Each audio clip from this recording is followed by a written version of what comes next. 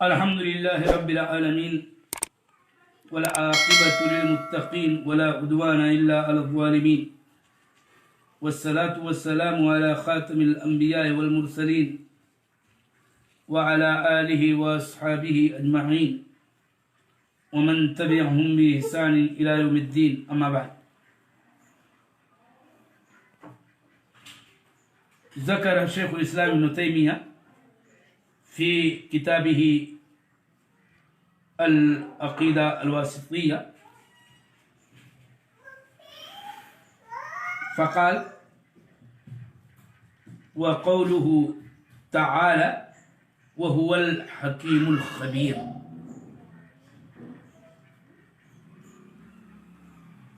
سورہ اخلاص کے بعد آیت الکرسی، اس کے بعد آیت در آیت آیتوں کے ٹکڑے کا ایک سلسلہ ہے جو شیخ الاسلام ابن تیمیہ رحمہ اللہ نے اپنے اس عظیم مختصر رسالے میں ذکر کیا ہے، اور ان آیات کے سیاق اور اس کے بیان کرنے کا بنیادی مقصد اور ان کا اصلی ہدف اور غرض و غایت یہ ہے کہ یہ بتائیں کہ فرقہ ناجیہ یوں اللہ تعالی کی صفات علیہ اور اس کے اسماء پر ایمان رکھتے ہیں، اسی تمام ضابطی کی روشنی میں جس کا ذکر انہوں نے اپنے رسالے کی ابتدا میں کیا ہے،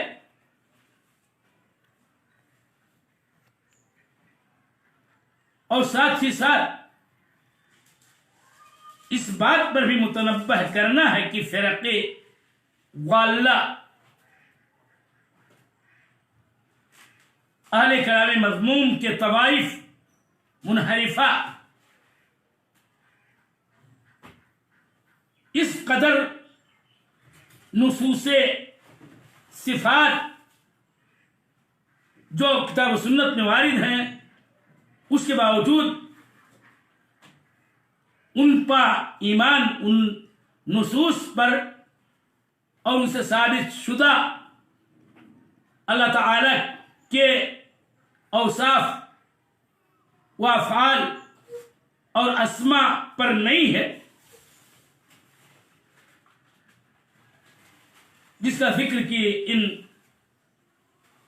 نصوص قرآنیہ کے اندر وارد ہے۔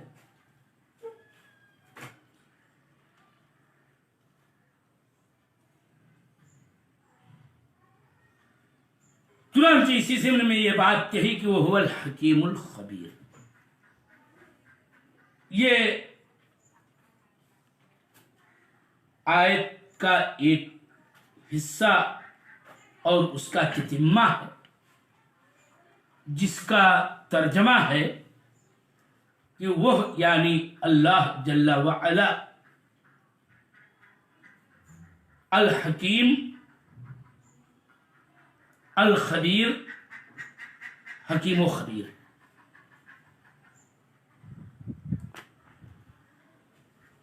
الحکیم اور الخبیر یہ دونوں اللہ تعالی کے اسماء حسنی میں کے دو عظیم نام ہیں، تو یہ بات بھی واضح رہے کہ اسی سے اللہ تعالی کی دو صفتوں کا اثبات ہوتا ہے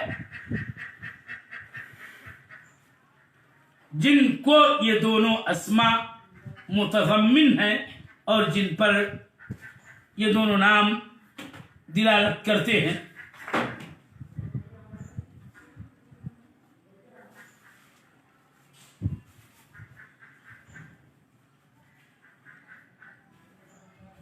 الحکیم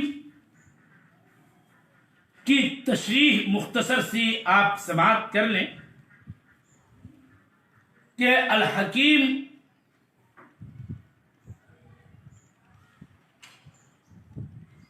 یا تو یہ جو اصلاً فعیل کا صیغہ مبالغہ ہے حاکم کے معنی میں ہے، حکم سے مشتق و ماخوذ، یا محکم کے معنی میں ہے احکمہ یحکم و احکام سے مشتق اور اس سے لیا گیا۔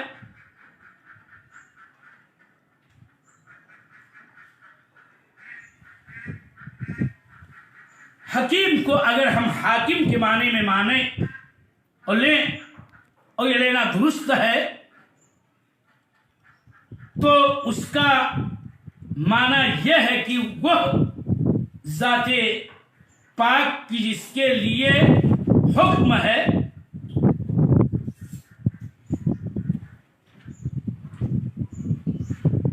جس کی حکومت ہے، اور یہ بات سچ ہے کہ اللہ جل وعلا ہی کے لیے سارا حکم ہے اور اسی کی طرف سارا حکم راجع ہے، اور وہی حکم و حکومت والا ہے۔ چنانچہ اسی کا حکم کون و قدر کے اعتبار سے ہے،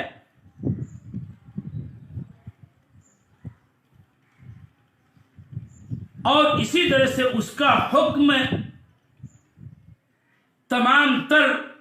احکام شرعیہ میں ہے۔ اسی کا حکم نافذ ہے کونن اور قدرن بھی، کہ ہر چیز کو اسی نے بنایا، اسی نے پیدا کیا، اسی نے ایجاد کیا ہے، اسی کے حکم کے مطابق ہی تمام تر امور کونیہ ہیں، ان کا وجود، ان کی پیدائش، ان کی تکوین اور سب کچھ،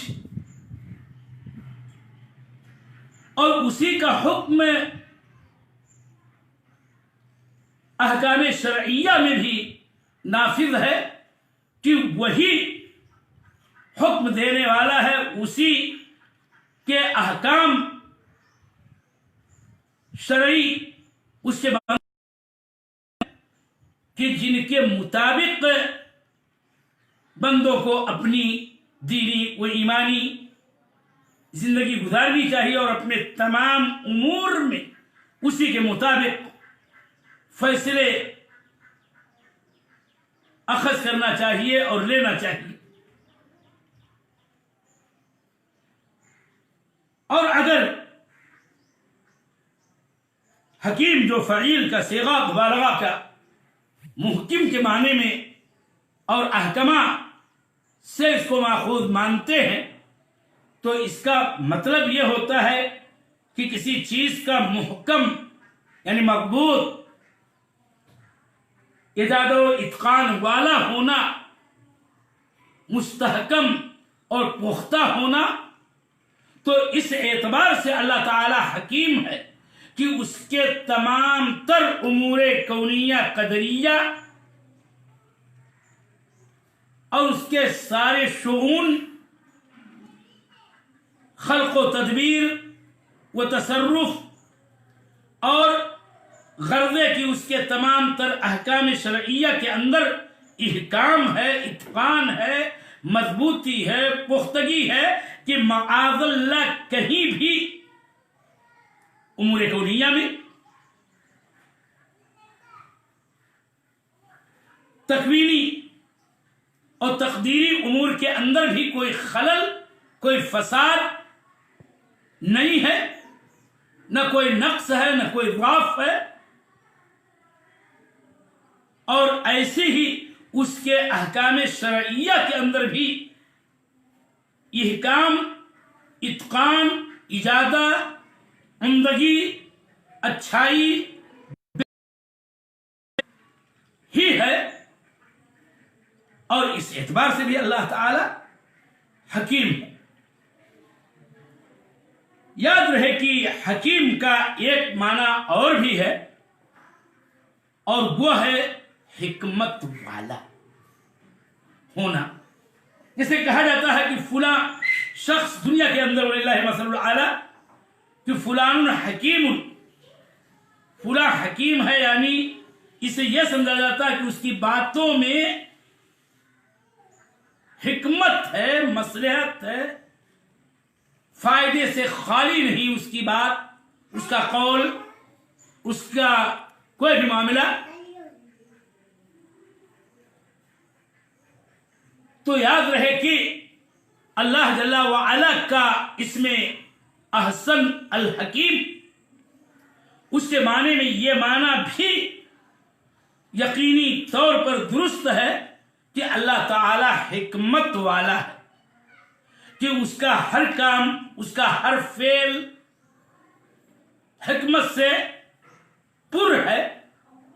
کہ اس نے آسمان و زمین بنایا، ساری کائنات بنائی، آسمان و زمین وما بینہما کو اسی نے پیدا کیا ہے، اور ان تمام کی تخلیق میں حکمت ہے، عبث نے پیدا کیا ہے۔ اس کا اپنا ایک اہم ترین ہدف اور غایت ہے، مقصدیت ہر چیز کے اندر ہے۔ اس اعتبار سے اللہ جل وعلا حکیم یعنی حکمت والا ہے۔ اور یہ بات اگر قرآن کریم کے اندر آدمی غور و تأمل کرے تو ایسی آیات پائے گا پڑھنے کو کہ جس میں اللہ تعالیٰ نے فرمایا کہ ہم نے آسمان و زمین کو لعب، کھیل تماشا کرنے والے کے طور پر نہیں پیدا کیا۔ افحسبتم انما خلقناکم عبثا، کیا تم سمجھتے ہو کہ ہم نے تم کو عبث، لا یعنی بے مقصد، بے غرض و غائب، بلا ہدف پیدا کیا؟ نہیں، بلکہ تمہاری پیدائش کی اپنی ایک بنیادی حکمت ہے، اور اس کے اندر اہم ترین غرض و غائب پوشیدہ ہے۔ تو اس اعتبار سے اللہ جل وعلا حکیم ہے، یعنی حکمتوں والا ہے۔ اور یاد رہے کہ اہل سنت وہ اس بات کے قائل ہیں، اس کو ثابت کرتے ہیں، اور اس کے لیے ان کے پاس دلائل ہیں کہ اللہ جل وعلا کی صفات، اس کے افعال حکمتوں سے پر ہیں، اور وہ تعلیل اس کے اندر داخل ہے کہ ان افعال اللہ جل وعلا كلها لحكمة ولعلة ولغاية حكيمة وبالغة وحكمة بليغة، كما قال تعالى حكمة بالغة فما تغني النظر۔ تو اللہ تعالیٰ کے تمام تر اوصاف و افعال کے اندر حکمت پوشیدہ ہے۔ اور اس سے شیخ الاسلام ابن تیمیہ گویا تردید کرنا چاہتے ہیں ان اہل بدعات کی، جیسے اشاعرہ وغیرہ، جو اس بات کے قائل ہیں کہ اللہ جل وعلا کے افعال اور اس کے اوصاف کے اندر حکمت اور علت داخل نہیں ہے۔ وہ یوں کہنا چاہتے ہیں کہ اللہ تعالیٰ کے افعال کی کوئی علت نہیں، بس وہ کرتا ہے بلا علت، بلا حکمت۔ اور یاد رہے کہ یہ ان کا قول، ان کا یہ نظریہ باطل ہے، بلکہ اللہ جل وعلا جیسا کہ اس نے فرمایا کہ ہم نے آسمان و زمین کو لہو لعب کے طور پر نہیں پیدا کیا، انسانوں کے بارے میں کہا کہ ہم نے تم کو عبث نہیں پیدا کیا، تو اس سے یہ ثابت ہوتا ہے کہ اللہ تعالیٰ کے افعال حکمتوں سے پر۔ اور پھر یہ بات بھی یاد رہے کہ حکمت کے معانی میں سے ایک معنی یہ بھی ہے کہ وضع الشیء فی موضعہ، یہ عدل ہے۔ اور یاد رہے کہ वज़उ शै फी गैर मौज़िही, ये जुल्म है। लेकिन हिकमत जो है वो वज़उ शै फी मौज़िही वो ज़ियादा का नाम है, यानी कोई चीज हो उसको असल मकाम पे रखा जाए और उसके साथ साथ उसकी एक खास बुनियादी अहम तरीन गर्दो गायत भी हो तो उसको हिकमत कहते हैं। तो याद रहे कि अल्लाह जल्ला वाला के तमाम तर अफ़आल व औसाफ ये हिकमतों से पुर हैं कि उसके अंदर अदल भी है और साथ साथ गायत महमूदा की भरपूर उसके अंदर रियायत भी पाई जाती है। वलिज़ालिका कान लहू हकीमा, इसीलिए अल्लाह ताला हकीम। अल खबीर की मुख्तसर सी वजाहत यूं मैं पेश कर देता हूँ कि अल खबीर ये खुबरुन और खुबरतुन से फ़ाइल के वज़न पर मुबालगे का सेगा है और खुबरा यह ऐसा लफ्ज़ है कि जिसके माने होते हैं किसी चीज को उसके बातिन और पोशीदा हकीकतों की इल्म मारिफत को खुब्र कहते हैं। इसीलिए तो जब मूसा अलैहिस्सलाम ने अपने साथी खज़िर से जब ये मुतालबा किया कि मैं आपके साथ रहना चाहता हूं ताकि आप मुझे अपने पास जो इल्म है उसमें से मुझे रुश्द की तालीम दे दे, तो वहां पर खज़िर ने मूसा से एक बात कही थी कि तुम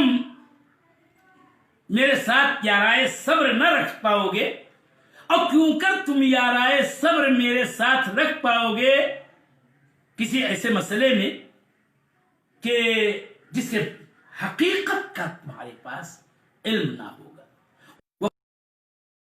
मालम तुहित बिही खुबरा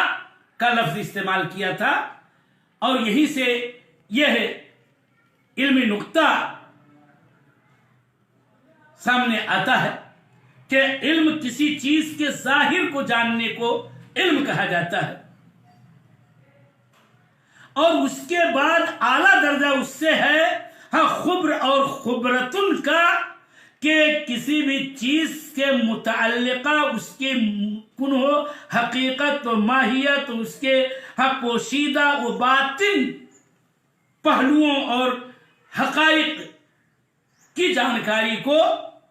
खुब्र कहा जाता है। इसलिए खबीर का दर्जा अलीम से आला और बुलंद है। तो अल्लाह जल्ला वाला खबीर है कि वो तमाम तर अशिया मारिफत उसके बातिन और उसके पोशीदा हकाइक के साथ रखता है। फल्लाहु हुवल खबीर, और यूं अल्लाह ताला खबीर है। और यही पर बात वाले इल्म ने इसीलिए एक नुक्ता फायदे का यूं जिक्र किया कि अलीम हुवल इल्म बिज़ाहिरिल अशिया वल खबीर मन इंदहु इल्मुम बिबवातिनी अल उमूर व हकाइकिहा अल खफिया वल खबिया। और इससे भी आला दर्जा है लफ्ज़ अल लतीफ का कि उसके अंदर और वसी माना और उसके अंदर और भी गहराई गिराई से हाँ तमाम तर पोशीदा बारीक से बारीक हाँ पहलुओं की जानकारी जिसके पास हो उसको अल लतीफ कहा जाता है। वह मिनल جدیر بالذکر بأن اللہ تعالی علیم فهو يعلم جميع الأشياء ظواهرها وكذلك هو الخبير يعلم بحقائقها وبواطنها وكذلك هو اللطيف فيعرف خفاياها.